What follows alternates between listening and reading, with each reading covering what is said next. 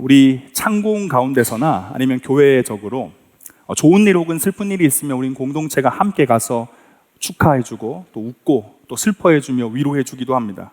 특히 믿음의 공동체의 기쁜 일이라 함은 여러 가지가 있겠지만 대표적인 건 바로 결혼이겠죠. 저 또한 믿음의 공동체에서 지금의 아내를 만나서 교제하다가 이제 결혼을 했는데요. 저의 결혼식 주례를 당시 제가 섬기던 교회 담임 목사님께서 해주셨습니다. 저는 제 결혼식뿐만 아니라 이제 그 교회를 섬기면서 다른 성도님들의 결혼식도 많이 참여를 했고, 그리고 담임 목사님의 주례도 제가 많이 들었었는데요. 목사님께서 말씀을 전해 주실 때면 언제나 하시는 내용이 한 가지 있었습니다. 그것은 결혼을 하게 되면 이제 더 이상 여자가 아니라 아내고, 결혼을 하게 되면 이제 더 이상 남자가 아니라 남편입니다라는 거였어요. 이게 무슨 뜻일까요? 결혼을 하게 되면 그때부터는 서로만 바라보며 한 신부의 신랑으로, 한 신랑의 신부로만 살면서 서로 사랑하며 살아가라라는 것이죠. 목사님께서는 하나님께서 결혼이라는 제도 안에 담아두신 그 원리를 결혼 예식 말씀 가운데 전해주신 겁니다. 근데 여러분, 만약 부부가 이 원리를 무시하고 결혼을 했음에도 불구하고 계속해서 아내가 아닌 여자로 살아간다거나 계속해서 남편이 아닌 남자로 살아간다면 어떻게 될까요? 당연하게도 그 결혼 관계는 위태로워질 것이며 삶의 큰 위기와 아픔이 찾아오게 될 것입니다. 오늘 본문이 포함되어 있는 에스겔 16장에는요, 이 결혼 이야기, 신랑과 신부 이야기가 기록되어 있습니다. 신부를 향한 신랑의 사랑의 시작부터 살펴보면요, 그것은 신부가 세상에 태어나면서부터 신랑의 사랑이 시작되었습니다. 4절, 5절 말씀인데요, 부모에게 버림받았던 신부는요, 탯줄도 잘리지 않은 채 몸에 묻은 피도 물로 씻겨지지 않고 소금으로 소독도 하지 않고 심지어 강부에 쌓이지도 않은 채 들에 버려져 있었습니다. 이런 어린 아기를 구해서 건강하고 아름답게 자라나도록 도와준 사람이 바로 신랑입니다.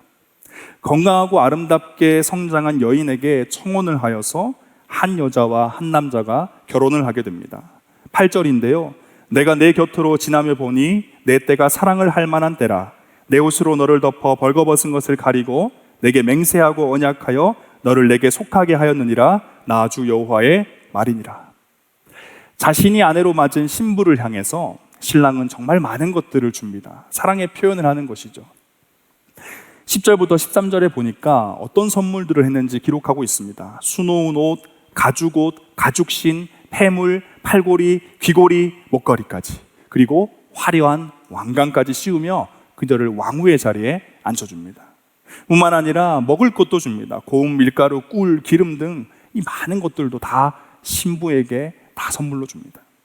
14절인데요, 내 화려함으로 말미암아 내 명성이 이방인 중에 퍼졌음은 내가 내게 입힌 영화로 내 화려함이 온전함이라. 나 주 여호와의 말이니라.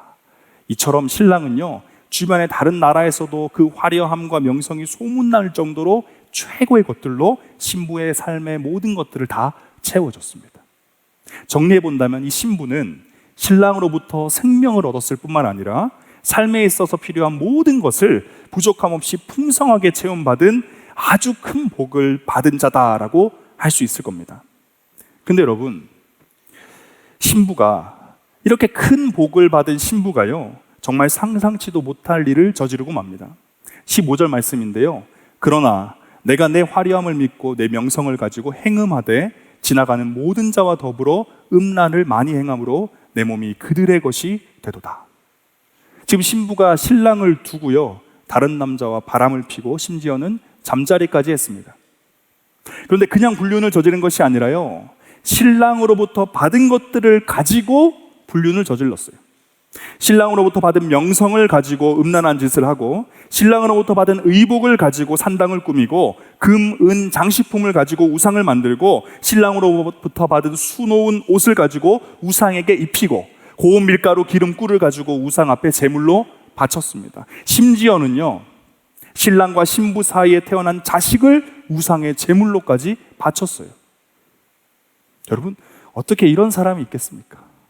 말이 안 되지 않나요? 어떻게 이런 사람이 있을 수 있을까요? 자신의 남편에게 생명을 비쳤을 뿐만 아니라 지금 자신이 누리고 있는 모든 것들을 선물로 받았는데, 신랑에게 지금 신부는 그걸 가지고 다른 남자의 품에 안기고 심지어는 남편과 자식 사이에 자기 사이에 태어난 자식을 죽이기까지 한다는 건요, 정말 충격적인 겁니다.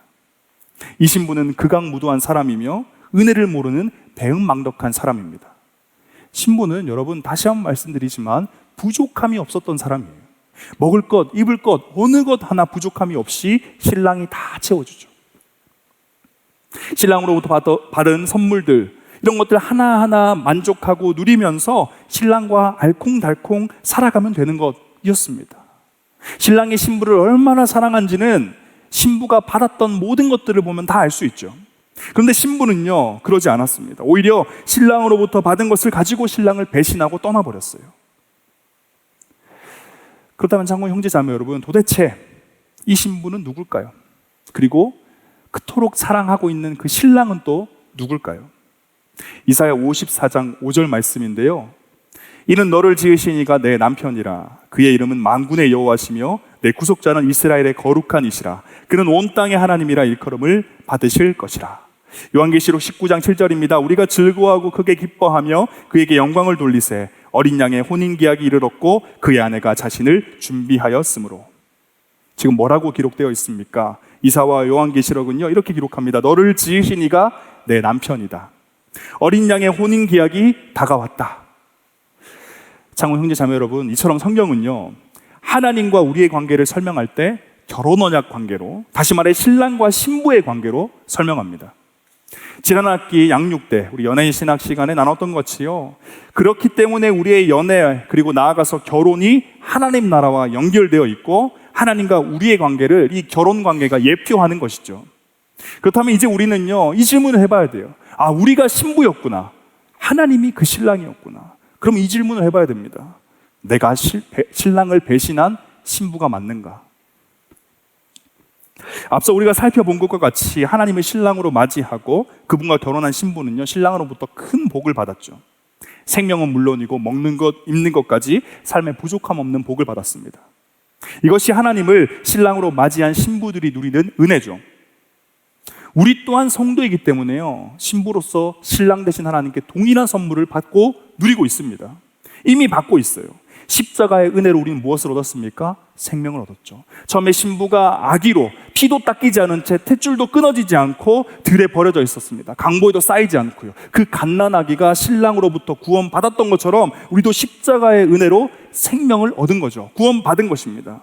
뿐만 아니라 이 땅을 살아가면서 필요한 모든 것들을 신랑이 신부에게 채워주셨듯이 하나님께서 우리에게 허락해 주시며 다 채워주시고 우리는 지금 그것을 누리며 살아가고 있는 것이죠.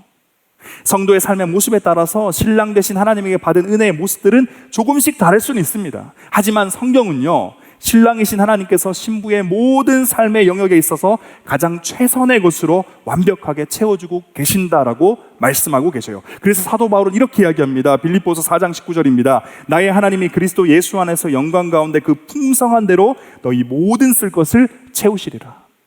우리가 그런 신부라는 거예요. 우리의 필요한 모든 것들을 신랑 되신 하나님이 채워주고 계신다. 우리에게 생명을 주셨을 뿐만 아니라 우리의 필요한 모든 것들을 신부인 우리에게 채워주신다. 우리에게 주어진 생명, 시간, 건강, 물질, 가족, 친구 등 우리 삶의 모든 환경들은 신랑 되신 하나님께서 주셨던 겁니다. 비록 그것이 나의 인간적인 욕심에 비하면 한없이 부족하고 그래서 만족스럽지 않다라고 말할진 모르지만 성경은 그것이 신랑 되신 하나님에게 받은 최선의 선물이다라고 이야기하고 있어요. 그런데 문제는요, 우리 또한 에스겔 16장에 이스라엘 백성들처럼 그 선물을 가지고 지금 하나님을, 신랑 되신 하나님을 배신하고 있다는 겁니다. 하나님께서 주신 그 생명을 가지고, 그 시간을 가지고 하나님의 뜻을 위해 살아가는 것이 아니라 나의 욕심과 나의 뜻의 성취를 위해 살아갑니다. 하나님께서 주신 물질을 가지고요, 나의 욕심을 채우기 위해 심지어를 죄를 짓는데 그 물질을 사용하죠. 하나님께서 주신 건강을 하나님께 헌신하는 데 사용하는 것이 아니라 육신의 쾌락과 기쁨을 쫓는 데 사용하는 겁니다. 신랑에게 선물로 받은 생명과 삶의 모든 은혜를 가지고 신랑과 깊은 교제를 하며 행복한 삶을 살아가는 게 아니라 우상을 만들고 사단과 관계를 맺으며 죄를 쫓는 삶을 살아가는 것. 그렇기 때문에 오늘날 우리의 삶은요, 오늘 본문 속 극악무도하고 배은망덕한 신부의 모습, 이스라엘 백성들의 모습과 별반 다르지 않다는 것을 우리는 인정할 수밖에 없다는 겁니다. 어떻게 그런 신부가 있냐 할지 모르지만 사실 우리가 그런 신부였던 거예요. 그러면 이렇게 극악무도하고 배은망덕한 신랑을 배신한 신부가 맞이하게 될 미래는 무엇일까요? 57절부터 59절인데요. 곧 내 악이 드러나기 전이며 아람의 딸들이 너를 능욕하기 전이며 너의 사방에 둘러있는 블레셋의 딸들이 너를 멸시하기 전이니라. 내 음란과 내 가증한 일을 내가 담당하였느니라. 나 여호와의 말이니라. 나 주 여호와가 이같이 말하노라. 내게 맹세를 멸시하여 언약을 배반하였은즉 내가 내 행한 대로 내게 행하리라. 정리해 본다면 신랑을 배신한 신부는요, 자신이 신랑을 배신하고 선택했던 그 남자로 인해서 심판받게 된다는 겁니다. 하나님을 버리고 택했던 이스라엘 백성들이 하나님을 버리고 택했던 아람과 블레셋과 그리고 그 나라의 우상들, 이스라엘 백성들은 자신들이 신랑 대신 하나님을 버리고 택했던 그 나라에게 심판을 받는 거예요. 자신과 결혼한 신랑을 버린 신부의 인생은요, 신랑을 버리면서 기대했던 꿈꿨던 미래와는 전혀 달랐습니다. 넘지 말아야 할 선을 넘었을 때 그 순간은 행복했고 만족스러웠을 거예요. 하지만 마침내는 파멸로 치닫고 마는 겁니다. 바로 이것이 신랑을 버린 신부의 결말입니다. 신랑 대신 하나님을 버린 신부, 결혼의 약속을 저버리고 넘지 말아야 할 선을 넘은 신부, 선이 아닌 죄를 택한 신부, 순종이 아닌 불순종을 택한 신부, 그 신부는요, 자신에게 행복과 만족을 줄 것이라 생각했던, 그래서 신랑을 버리게 만들었던 그것으로 인해서 파멸에 이르게 되었다라는 겁니다. 사랑하는 참고 모든 형제 자매 여러분, 이것이 바로 죄의 속성입니다. 하나님을 배신하도록 만드는 죄는요, 하나님이 줄 수 없는 기쁨, 만족, 쾌락, 자유를 준다고 신부인 우리를 속이면서 유혹하죠. 그리고 일정 수준, 일정 기간 동안은 정말 내가 기쁨과 만족과 쾌락과 자유를 누리는 것처럼 보여줍니다. 신랑을 떠나고 난 그 순간 자유롭게 느껴진다는 거예요. 성경을 읽어야겠다라는 마음은 들지만 귀찮다라는 생각으로 미룰 때 그 순간 어떻습니까? 편하잖아요. 그렇죠? 행복하잖아요. 11조 해야겠다는 마음은 들지만 내가 사고 싶고 먹고 싶고 가고 싶고 하고 싶은 게 생각나면 11조 안 하고 거기에 돈을 쓸 때 어떻습니까? 만족스럽잖아요. 말씀에서 이래라 저래라 하는 것이 너무 답답하고 힘들어서 그냥 내 마음이 끌리는 대로 살아갈 때 우리는 자유로운 것 같잖아요. 하지만 우린 다 압니다. 그럼 그 끝이 어땠나요? 정말 만족스럽고 정말 행복했고 정말 자유로웠습니까? 이렇게 질문을 바꿔보면 좋겠어요. 여전히 행복하십니까? 지금도 만족스럽나요? 정말 자유로우십니까? 여러분, 언제나 같아요. 그 결말은 언제나 같습니다. 기쁨은요, 더 큰 기쁨이 돼요. 신랑을 떠난 신부가 선택해서 마주하게 된, 경험하게 된 그 만족은요, 결국에는 더 큰 불만족이 되는 겁니다. 자유는요, 또 다른 억압이 되어요. 이게 죄의 속성입니다. 이것이 바로 쾌락을 찾아 신랑을 떠난 신부의 말로인 것이죠.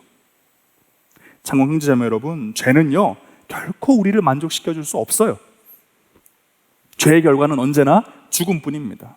우리를 만족해하고 행복해하며 우리에게 생명을 주고 자유를 주겠다고 언약한 존재는 딱 한 분밖에 없어요. 바로 하나님입니다. 신랑 대신 하나님뿐이에요.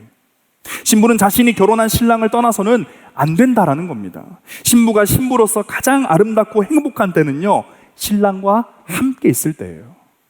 신랑이 아닌 다른 남자와 있을 때는 신부는 행복하면 안 되고 행복할 수도 없는 겁니다.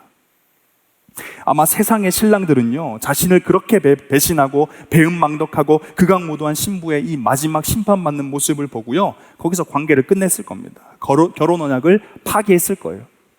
그런데 하나님은요, 정반대의 선택을 하십니다. 59절 60절입니다. 나 주 여호와가 이같이 말하노라. 내가 맹세를 멸시하여 언약을 배반하였은즉 내가 내 행한 대로 내게 행하리라. 여기서 끝날 것 같은데요, 한마디 더 하시죠. 그러나 내가 너의 어렸을 때 너와 세운 언약을 기억하고 너와 영원한 언약을 세우리라. 너와 세웠던 언약을 내가 기억해서 이제는 영원한 언약을 세우겠다. 신랑 대신 하나님께서는 다시 신부와 새로운 약속을 맺으시죠. 심지어 이 약속이 어떻습니까? 처음 맺었던 약속보다요 더 큰 약속이에요. 처음 맺었던 약속은 생명의 약속이었습니다. 근데 그 다음 약속은 뭐예요? 영원한 약속이라는 거예요. 영원한 언약, 이 언약은요, 영원한 생명, 영원한 만족, 영원한 기쁨을 주는 약속입니다. 다시 말해서 예수 그리스도로 시작돼서 예수 그리스도로 완성되는 약속이에요. 처음 하나님과 우리가 맺은 언약도요, 단순한 결혼 언약이었다면 물론 그것도 굉장히 중요한 언약이었죠. 죽음 가운데 있던 한 생명을 구원해내고 삶의 모든 것들을 채우시며 함께 하신다고 하신 결혼 언약이었기 때문에 그 언약도 굉장히 중요한데요. 하지만 지금 하나님께서 새로 맺겠다고 하신 이 언약은요, 그 모든 것을 포함할 뿐만 아니라 그 이상의 것, 바로 영원의 것을 담고 있는 언약이기 때문에 이것이 더 크고 위대하다라는 거예요. 쉽게 말한다면 우리가 이 땅의 삶을 마무리 짓고 하나님 나라에서 영원히 누리게 될 것에 대한 약속이다라는 겁니다. 말이 안 되지 않나요? 기존의 언약도 파기하지 않고 유지하는 것만 해도 감지덕질 텐데 하나님은 오히려 더 배은망덕하고 극악무도한 그 배신자 신부를 앉혀놓고 이제 내가 예전에 맺었던 언약을 기억하고 너와 영원한 언약을 맺겠다. 영원토록 너와 내가 함께 할 것이다 라고 약속을 맺고 있다라는 겁니다.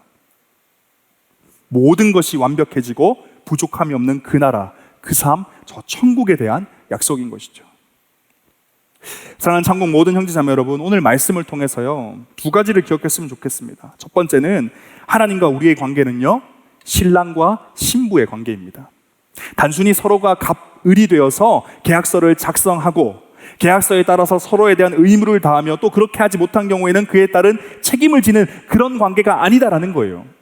우리도 모르게 신앙생활을 이런 식으로 하고 있다는 거예요. 하나님이 계약 맺었고 이런 거 해준다고 했으니까 내가 순종하면 이런 거 주실 거고, 내가 순종 안 했으니까 하나님이 안 주시고 벌 주시는 계약서를 쓴 계약 관계가 아니다라는 겁니다. 성경은 어떻게 이야기하고 있습니까?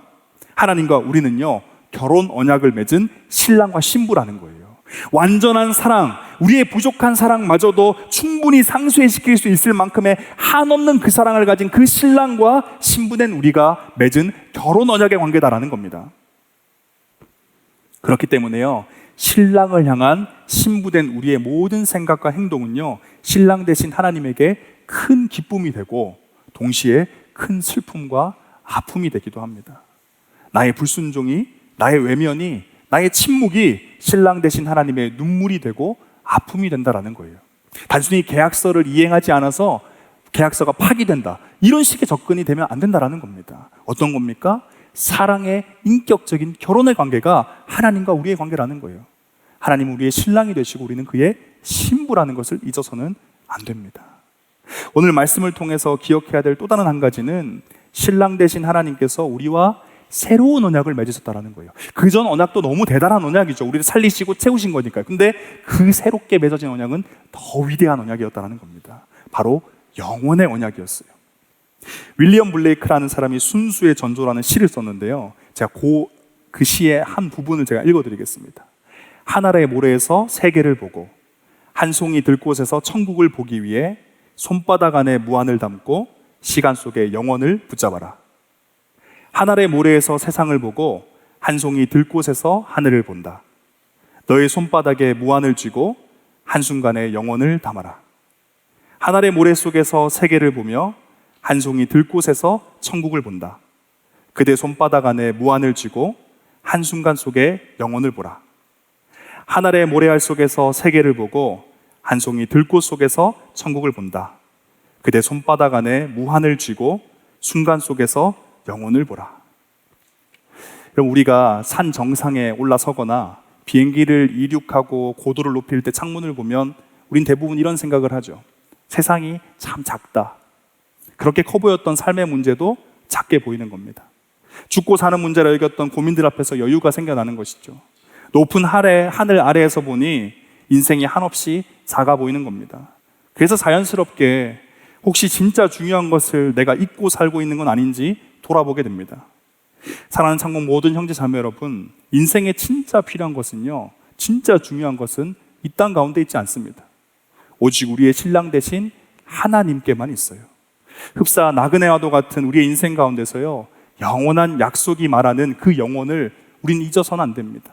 아까 읽어드렸던 그 시인의 고백처럼요, 우리의 삶의 작은 부분 속에서 신부된 우리는 무엇을 발견해야 됩니까? 영혼을 발견할 수 있어야 돼요. 나의 삶의 작은 순간 속에서, 나의 삶의 그 현장 속에서 언제나 신부된 우리는 신랑을 떠올릴 수 있어야 돼요. 그리고 그 신랑이 우리와 맺은 영혼의 약속, 저 천국을 날마다 발견하며 그것을 손에 쥐고 살아가야 된다는 겁니다. 신랑 되신 하나님께서는 신부인 우리에게 영원을 약속해 주셨어요. 이것을 기억하며 살아가길 간절히 소망하며 축복합니다. 이제 설교를 마무리하고 헌신송을 고백했으면 좋겠는데요. 참고 형제 자매 여러분, 오늘 함께 나눈 에스겔 16장의 말씀은 우리로 하여금 신랑으로부터 받은 그 수많은 선물들을 가지고 신랑을 배신하며 등을 돌린 우리의 비참하고도 적나라한 모습을 돌아보게 합니다. 우리의 모습이에요. 여러분, 신랑 되신 하나님께서 신부인 우리에게 주신 생명과 삶의 모든 것들을 여러분은 어떻게 받아들이고 누리고 사용하고 계십니까? 신랑을 배신한 신부가 맞이하게 될 것은요, 이스라엘 백성들이 그랬던 것과 같이 신랑을 배신하며 기대했던 즐거움과 만족이 아니었습니다. 오히려 모욕과 부끄러움과 파멸과 절망으로 가득 찬 심판뿐이었어요. 신랑 되신 하나님께 돌아갑시다. 배신하였음에도 불구하고 우리를 용서하시고 오히려 이전보다 더 큰 영원한 약속을 맺어주신 여호와께, 신랑에게 돌아가야 합니다. 신부인 우리가 돌아갈 곳은요, 우리와 결혼 언약을 맺으신 여호와 하나님뿐입니다. 신랑 되신 하나님 품밖에 없습니다. 우리에게 약속된 영원한 언약을 기억하며 하나님께 돌아가길 원합니다. 우리는 하나님의 신부입니다. 이제 우리 다 함께 일어나셔서 헌신송을 고백하시고 기도의 자리로 나아가겠습니다.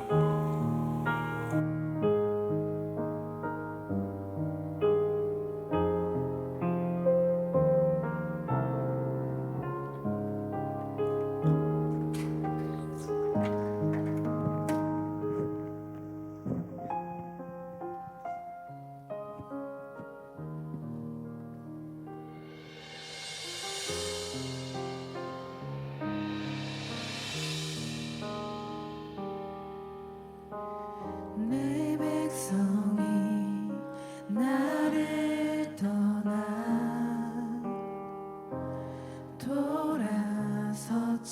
돌아섰지만 내 사랑이 내 백성을 포기 못하니 내 모든 것 내어주고 나 그대를 얻으리라. 여호와께 돌아가자. 우린 돌아서도 그는 변치 않네. 여호와께 돌아가자.